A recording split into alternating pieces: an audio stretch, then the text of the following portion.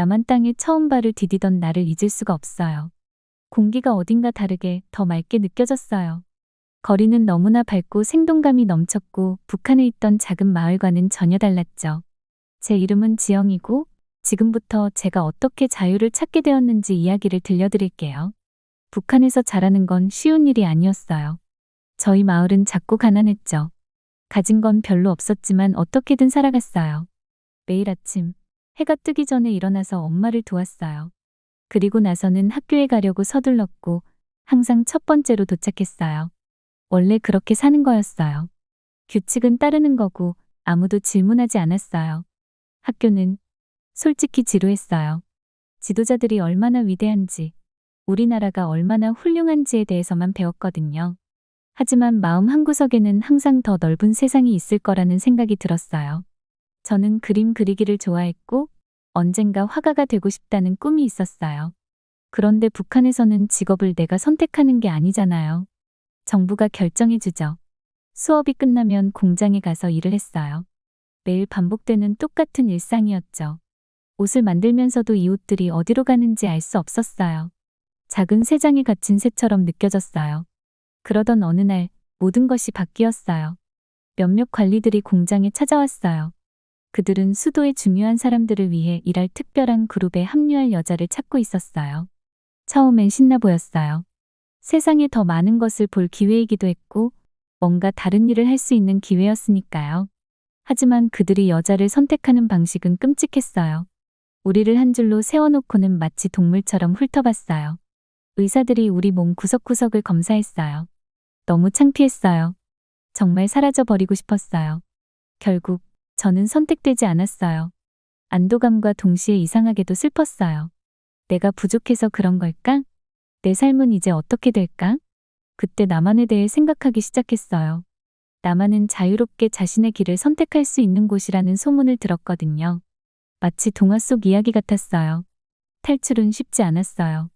제 인생에서 가장 무서운 일이었어요. 가족을 뒤로하고 떠나야 했고 다시는 못 볼 수도 있다는 생각이 들었죠. 여행은 길고 위험했어요. 가끔은 정말 포기하고 싶었어요. 하지만 드디어 남한에 도착했어요. 와, 완전히 다른 세계에 온 것 같았어요. 건물들은 하늘을 찌를 듯이 높았고 차들은 넓고 매끄러운 도로를 빠르게 달렸어요. 그리고 그들은 행복해 보였어요. 밝고 화려한 옷을 입고 당당하게 걸었어요. 첫날 밤 잠을 이룰 수가 없었어요. 제공받은 작은 방의 창가에 서서 도시의 불빛을 바라봤어요. 태어나서 처음으로 진정한 자유를 느꼈어요. 뭐든지 할 수 있을 것 같았고 누구든 될 수 있을 것 같았어요. 그 생각은 정말 설레고 두려운 동시에 왔어요. 분주한 도시를 바라보며 저는 스스로에게 약속했어요. 이 새로운 삶을 최대한 활용하겠다고요. 열심히 공부하고 열심히 일하고 어쩌면 제가 꿈꾸던 화가가 될 수도 있을지도 모르죠. 이게 제 새로운 시작이었어요. 그리고 저는 무엇이 오든 준비되어 있었어요. 처음 남한에 도착했을 때 정말 다른 세계에 들어선 것 같은 기분이었어요. 불빛, 소리, 냄새까지 모든 것이 새롭고 흥미로웠어요. 서울의 한 번화가에 서서 높이 솟은 빌딩들과 형형색색의 간판들로 둘러싸인 게 기억나요. 사람들은 바쁘게 지나가면서 전화로 얘기하거나 친구들과 웃고 있었죠.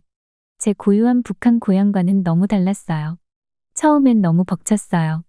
여기서 어떻게 어울릴 수 있을까 걱정이 됐어요.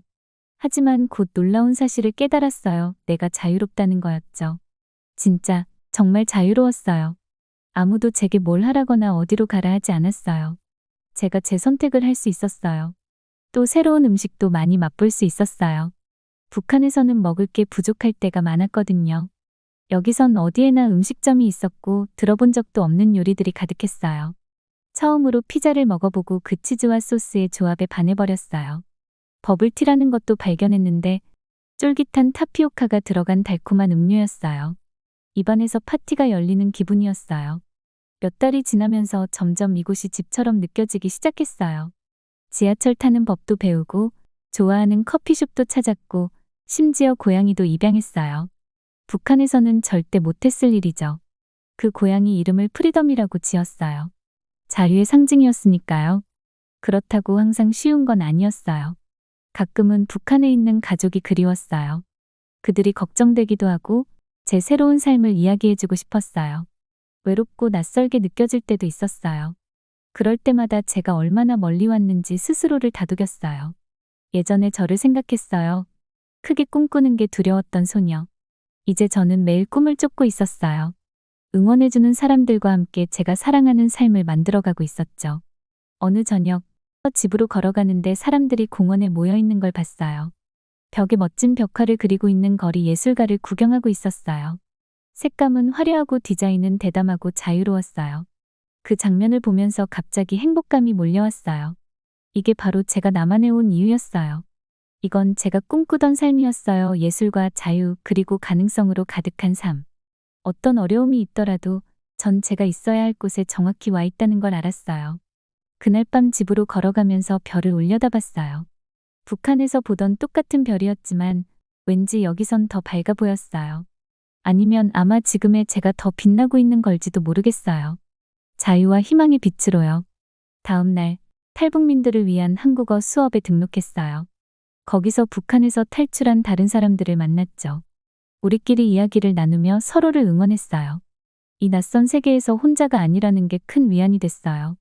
몇 주가 지나면서 점점 편안해졌어요. 커피숍에서 아르바이트를 시작하면서 한국어를 연습하고 남한 문화를 더 많이 배울 수 있었어요. 직장 동료들이 제 친구가 되어주었고 도시를 구경시켜주거나 새로운 음식과 경험을 소개해줬어요. 어느 날 커피숍에서 한 손님이 제가 에스프레소 머신 다루는 걸 어려워하는 걸 보고는 화내지 않고 차분하게 사용하는 법을 가르쳐줬어요. 얘기를 나누다 보니 그분이 근처 학교에서 미술을 가르치는 선생님이었어요. 제가 화가가 되고 싶다는 꿈을 이야기하자 그분 눈이 반짝이더라고요. 그리고 수업에 한번 와보라고 초대해 주셨어요. 그날이 제 인생을 바꿨어요. 학생들이 자유롭게 그림을 그리고 자신을 표현하는 걸 보면서 저도 그럴 수 있다는 걸 깨달았어요. 선생님이 저에게 붓과 빈 캔버스를 주며 도전해보라고 격려해 주셨어요. 처음엔 두려웠어요. 북한에서는 예술은 정부를 찬양하는 용도로만 쓰였거든요. 그런데 여기서는 제가 원하는 걸 그릴 수 있었어요. 붓에 물감을 묻히고 첫 획을 그렸을 때 마치 전류가 몸을 타고 흐르는 느낌이었어요. 평생 처음으로 제 스스로의 작품을 만들고 있었어요. 그동안 쌓아두었던 감정을 그림으로 표현하면서 눈물이 볼을 타고 흘렀어요. 그날 이후로 저는 예술에 몰두했어요. 매일 연습하고 온라인 튜토리얼을 보며 다양한 스타일을 시도했어요. 커피숍 주인은 제 열정을 보고 제 그림을 가게 벽에 걸 수 있게 해줬어요. 놀랍게도 손님들이 그림을 사고 싶다고 하더라고요. 새로운 삶에 적응해가면서 한국은 단순히 자유와 기회의 장소만은 아니라는 걸 깨달았어요. 한국은 제가 저답게 있을 수 있는 곳이었고 두려움 없이 꿈을 쫓을 수 있는 곳이었어요. 물론 여전히 어려움은 있었어요.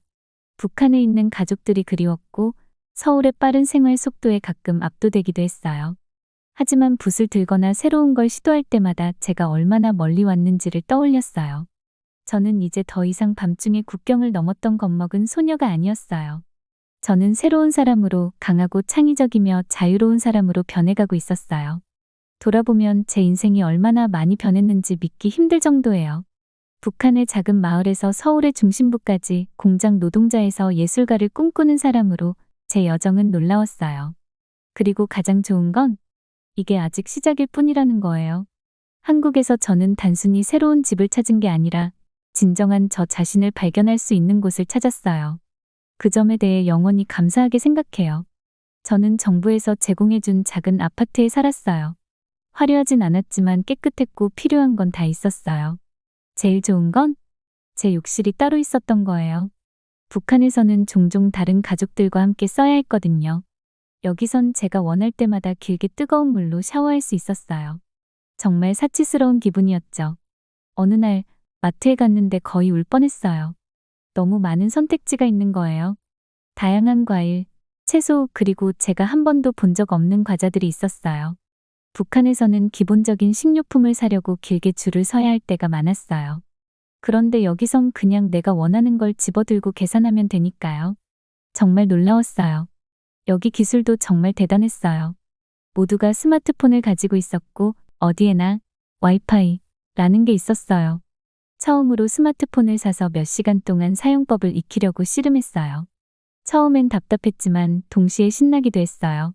원하는 정보를 검색하고 동영상을 보고 심지어 영상 통화로 얼굴을 보며 대화할 수도 있었거든요. 정말 마법 같았어요. 하지만 항상 쉬웠던 건 아니었죠. 직장을 구하는 것도 어려웠어요. 많은 고용주들이 탈북자를 고용하는데 주저했어요. 우리가 남한에서 어떻게 돌아가는지 잘 모를 거라고 걱정했죠. 때로는 낙담도 됐지만 포기하지 않았어요. 스스로를 증명하려면 열심히 해야 한다는 걸 알았으니까요. 컴퓨터를 사용하는 것도 큰 도전이었어요. 북한에서는 거의 사용해 본 적이 없었거든요. 그런데 이제는 디자인 작업을 위해 복잡한 프로그램을 사용해야 했어요. 그래서 학교에 남아서 연습을 하느라 늦게까지 있는 날이 많았어요. 가끔은 포기하고 싶기도 했지만 제가 얼마나 먼 길을 왔는지를 떠올리며 스스로를 밀어붙였어요. 어느 날 한반 친구가 카페에서 함께 프로젝트를 하자고 초대했어요. 긴장됐지만 승낙했어요. 그 카페는 아늑했고 커피 향이 가득했어요. 친구가 둘 다 주문을 해줬는데 음료가 나왔을 때 정말 놀랐어요. 커피 위에 예쁜 디자인이 그려져 있었거든요. 마시기 아까울 정도로 예뻤어요. 프로젝트 이야기도 했지만 서로의 삶에 대해서도 이야기 나눴어요. 저는 북한에 대해 조금 이야기했는데 그 친구는 진심으로 관심을 가지고 들어줬어요. 여기서 진짜 친구를 사귀고 있다는 느낌이 들었던 첫 순간이었어요. 몇 주가 몇 달이 되면서 점점 더 편해졌어요. 지하철을 타도 길을 잃지 않게 되었고 음식점에서 터치스크린으로 주문하는 것도 배웠어요. 심지어 TV 프로그램의 농담도 조금씩 이해할 수 있게 됐어요. 하지만 여전히 이방인처럼 느껴질 때가 있었어요. 한 번은 수업 시간에 유명한 영화에 대해 토론할 때 모두가 웃고 인용구를 나누고 있었어요. 저는 조용히 앉아 있었는데 북한에서 이런 영화를 본 적이 없었거든요. 선생님이 그걸 눈치채시고 수업 후에 친절하게 설명해 주셨어요. 작은 제스처였지만 저에게는 큰 위로가 됐어요. 어려움에도 불구하고 저는 행복했어요. 제 인생에서 처음으로 진짜 저 자신일 수 있다는 느낌이 들었거든요. 규칙을 어길 걱정 없이 화려한 옷을 입을 수도 있고 두려움 없이 제 생각을 말할 수도 있었어요. 꿈을 크게 꾸고 그 꿈을 향해 나아갈 수도 있었고요. 어느 저녁 학교에서 집으로 걸어가던 중에 해가 지는 걸 보려고 멈춰섰어요. 하늘은 아름다운 오렌지와 핑크빛으로 물들어 있었어요. 회색에 통제된 북한에서 이 생동감 있고 자유로운 한국으로 얼마나 멀리 왔는지를 생각했죠. 물론 가끔은 힘들었어요. 아직 배울 것도 많았고요. 하지만 저는 모든 순간, 모든 도전, 모든 새로운 경험에 감사했어요. 깊게 숨을 들이쉬고 혼자 미소를 지었어요. 이게 나의 새로운 삶이구나 싶었고 저는 그 삶을 최대한 즐기기로 했어요. 내일은 새로운 도전이 찾아오겠지만 새로운 기회도 있을 거예요. 그리고 그게 어떤 모습일지 정말 기대됐어요. 한국에 정착하고 나니 비로소 숨 쉴 수 있는 것 같았어요. 여기 공기는 더 신선한 느낌이었고 가능성의 향기로 가득했어요. 하지만 곧 자유가 새로운 도전과 함께 온다는 걸 깨달았죠. 북한에서는 해본 적 없는 스스로 결정하는 법을 배워야 했거든요. 한국에서의 시간은 자유가 원하는 것을 할 수 있는 것만이 아니라는 걸 가르쳐줬어요. 꿈을 추구할 용기, 새로운 것들을 시도할 용기, 그리고 내가 원하는 사람이 되기 위한 용기가 필요하다는 걸요. 앞으로의 길이 쉽지 않을 거라는 걸 알았어요. 아직 배울 것도 많았고 미술뿐만 아니라 이 새로운 세상에서 살아가는 법도 배워야 했죠. 하지만 제 인생에서 처음으로 저는 미래가 기대됐어요. 한국이 보여준 모든 다채로운 색으로 저만의 이야기를 그릴 준비가 됐거든요. 항상 쉬웠던 건 아니었죠. 가끔은 길을 잃은 것 같고 옛 삶과 새로운 삶의 차이가 너무 커서 극복하기 힘들다고 느낄 때도 있었어요. 하지만 하루하루 지나면서 저는 점점 강해졌어요. 친구도 사귀고 새로운 기술도 배우면서 서서히 이 새로운 세상에서 제 자리를 찾아갔죠. 지금 돌아보면 제가 얼마나 멀리 왔는지 믿기지 않을 정도예요.